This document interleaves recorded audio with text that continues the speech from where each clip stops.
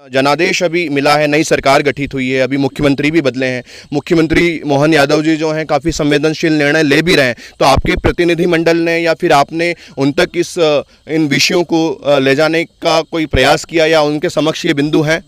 मुख्यमंत्री जी ने बातचीत नहीं की है जी। समाधान और उर्वरित आप पुनर्वास को लेकर यहाँ पर जल सत्याग्रह कर रहे हैं, उसका जो निर्णय है, उसका जो समाधान है, उसकी जो शक्ति है वो मुख्यमंत्री के पास होती है, ऐसा मेरा मानना, ऐसा मेरा जानना भी है। व्यवस्था में अलग अलग अथॉरिटीज हैं पर उनका हस्तक्षेप हो सकता है। तो ऐसी स्थिति में क्या आपको लगता है कि उनसे संवाद करना सार्थक होगा? हम बिल्कुल तैयार हैं। आप संवाद करने के लिए तैयार हैं मुख्यमंत्री? हम खड़े हैं मध्य प्रदेश के बड़वानी जिला मुख्यालय के समीप कसरावत गांव में। यहाँ पर नर्मदा किनारा है और यहाँ पर नर्मदा बचाओ आंदोलन का जो नारा है, मानव बचाओ नर्मदा बचाओ, समकालीन समय में विभिन्न मुद्दों को लेकर वे आंदोलन करते रहते हैं।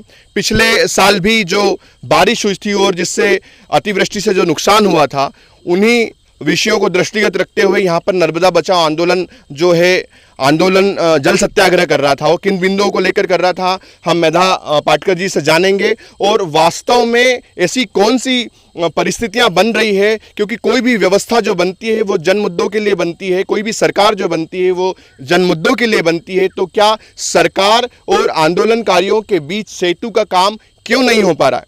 अभी हमने ये सुना कि धार जिले के जो कलेक्टर हैं वो काफ़ी एक्टिव हैं और तत्काल प्रभाव से कहीं ना कहीं ज़मीन पर वो काम शुरू कर देते हैं, लेकिन बड़वानी में ये स्थिति देखने को नहीं मिल रही है। तो ये दोनों ही जिलों में विरोधाभास है। आखिर कौन सी ऐसी परिस्थितियां बन रही है जिससे सेतु का काम नहीं हो रहा है? फिलहाल में हमें ये सूचना मिली है कि बड़वानी कलेक्टर भी संवाद करने के लिए तैयार हैं। हम फिलहाल जानेंगे मेधा पाटकर जी से कि किन बिंदुओं पर उन्होंने जल सत्याग्रह रखा था और अब आगे उनकी क्या रणनीति है। जी, आज हम छोटी कसरावत गांव में हैं, बड़वानी जिले के बड़वानी तहसील के। आज कसरावत के ये सैकड़ों लोग और हमारे बड़वानी धार जिले के एक एक गांव के प्रतिनिधि यहाँ मौजूद हैं। ये जो 36 घंटे का जल सत्याग्रह हुआ वो हमारे 39 साल के आंदोलन के बाद भी करना पड़ा, क्योंकि आज भी करीबन 50,000 परिवारों का, तीनों राज्यों का पुनर्वास, सरदार सरोवर विस्थापित परिवारों का हो गया। इस दौरान संघर्ष के, कानूनी और मैदानी संघर्ष के द्वारा हमने हमारा हक लिया। ये किसी भी नर्मदा घाटी के दूसरे गांव में, दूसरे बांध के विस्थापितों के साथ नहीं हुआ कि करीबन 20,000 परिवारों को वैकल्पिक खेती ज़मीन का अधिकार मिल गया।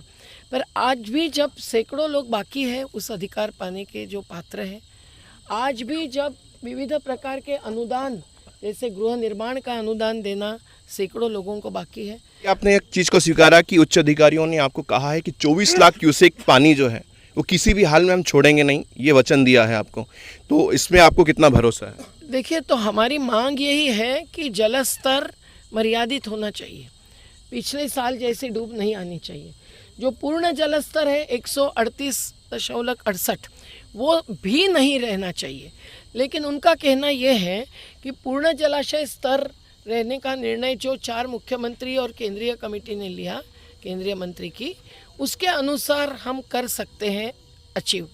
लेकिन हमारा कहना है कि उस कमेटी ने, जो कोर्ट ने हमको भी प्रस्तुति का अवकाश दिया था, उस प्रस्तुति में हमने गांव वार, कसरावत कुंडिया हो या चंदनखेड़ी हो या धर्मपुरी हो या जांगरवा सोंदुल हो, छोटा बड़दा हो, हमने सभी के सूचियों का प्रस्तुति करते हुए उस पर उन्होंने पूरा अमल नहीं किया है। उसकी जांच जारी है कह रहे हैं 2019 से। कोई भी जनधन हानि ना हो और कोई भी व्यवस्था ना बिगड़े। आपका जो आंदोलन है सदैव हमने देखा है सत्याग्रह और अहिंसक रहा है, आप भी इसे स्वीकारते हैं।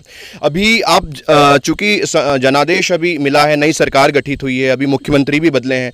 मुख्यमंत्री मोहन यादव जी जो हैं काफ़ी संवेदनशील निर्णय ले भी रहे हैं। तो आपके प्रतिनिधिमंडल ने या फिर आपने उन तक इन विषयों को ले जाने का कोई प्रयास किया या उनके समक्ष ये बिंदु हैं?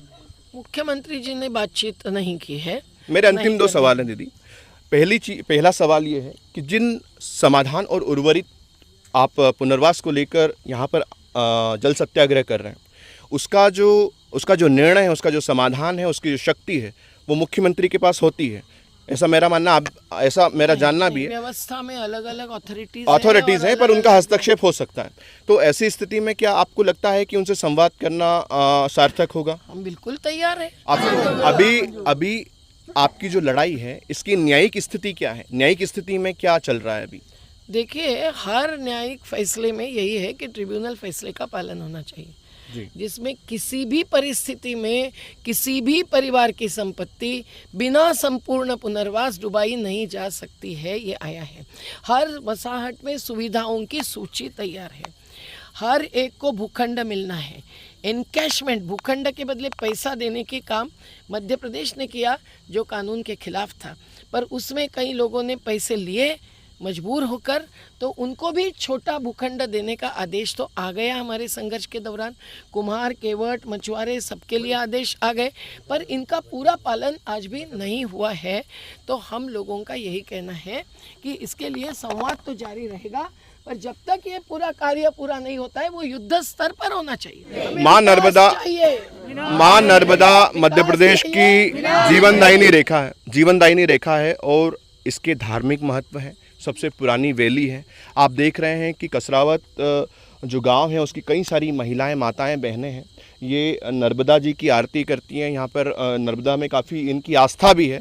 ये विषय जो है राजनीति से परे होना चाहिए। इस विषय को राजनीतिक दृष्टिकोण से नहीं देखना चाहिए। ये मानवता से भरे हुए मुद्दे हैं और इन मुद्दों पर संवैधानिक दृष्टिकोण रखते हुए निर्णय लेना चाहिए। कुछ लोग इस पर राजनीति करते हैं, जो बहुत गलत बात है। ये लोग भी नर्मदा भक्त ही हैं और ये लोग भी नर्मदा जी में अपना आस्था रखते हैं। चूँकि इनके जीने का सवाल है, इसलिए ये लोग संघर्ष कर रहे हैं। बहरहाल जल सत्याग्रह समाप्त हो चुका है। देखना है आने वाले समय में बड़वानी कलेक्टर संवाद के रूप में कितनी सार्थकता इस विषय पे दे पाते हैं। क्या फिर से नर्मदा बचाओ आंदोलन की ओर रुख करेगा या उनके मुद्दों को सुना जाएगा, समझा जाएगा। हमने जब और हम्बल विनम्र होगा, जो संवाद में संवेदना की चर्चा करने की बात और कार्यवाही होगी। जी बिल्कुल। तो इस तरह का ये जो भाव रख रहे हैं, अब देखना है आने वाले समय में किस तरह के परिणाम सामने आते हैं। देखते रहिए NN7 नवनीत रावल। नर्मदा को अविरल बहने दो।